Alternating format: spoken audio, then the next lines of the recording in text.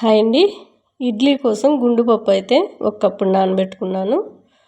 నేను ఇడ్లీకి రవ్వ ఎంత తీసుకుంటానంటే ఒక కప్పు మనకి గుళ్ళకి 3 కప్పులు రవ్వ వేసుకుంటానండి.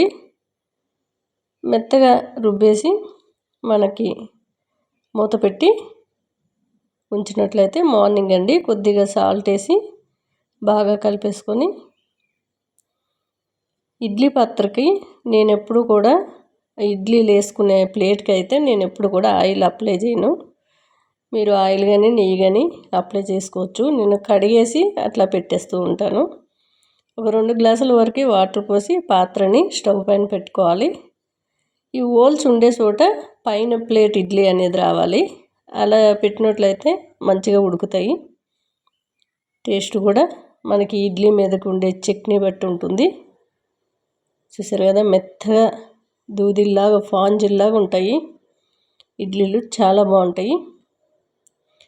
స్టవ్ పైన కళాయి పెట్టుకొని కొద్దిగా ఆయిల్, మీరు ఎంత కారం తినగలిగితే అన్ని పచ్చిమిర్చీలు, ఒక ఉల్లిగడ్డ, ఎండు కొబ్బరి కొద్దిగా, చిన్న అల్లం ముక్క, 4 ఎల్లుల్లి రెబ్బలు,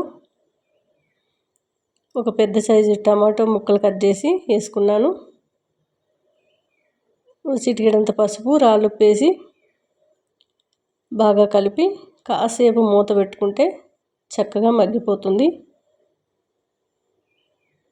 చూసారు కదా, రెడీ అయిపోయింది. ఇదంతా కూడా మిక్సీ జార్లోకి తీసుకోవాలి. మనం కిందకి దించుకున్న తర్వాత కొద్దిగా పుట్నాల పప్పు, కొద్దిగా నువ్వు పప్పు యాడ్ చేసుకుంటే బాగుంటుంది. ఇంకా కొత్తిమీర పుదీనా కూడా వేస్తే ఇంకా బాగుంటుంది. అదే కళాయిలో 2 స్పూన్ల వరకు ఆయిల్ వేసుకొని పోపు అయితే పెట్టుకుంటున్నాను. ఆవాలు, జీలకర్ర, కొద్దిగా శనగపప్పు, ఒక ఎండుమిరపకాయ, కొద్దిగా కరివేపాకు, అంతేనండి. కొద్దిగా ఇంగువ. పోపు రెడీ అయిపోయింది. కింద దించేద్దాము.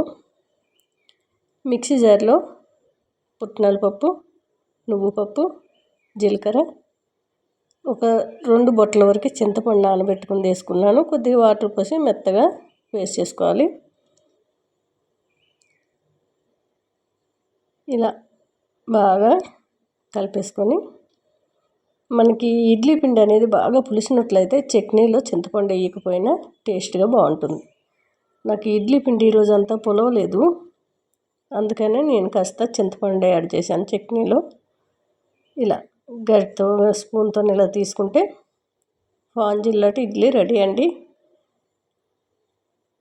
మనకి ఇడ్లీ చేసేటప్పుడు చట్నీ వల్ల టేస్ట్ బాగుంటుంది. టేస్ట్ అయితే అదిరిపోయింది.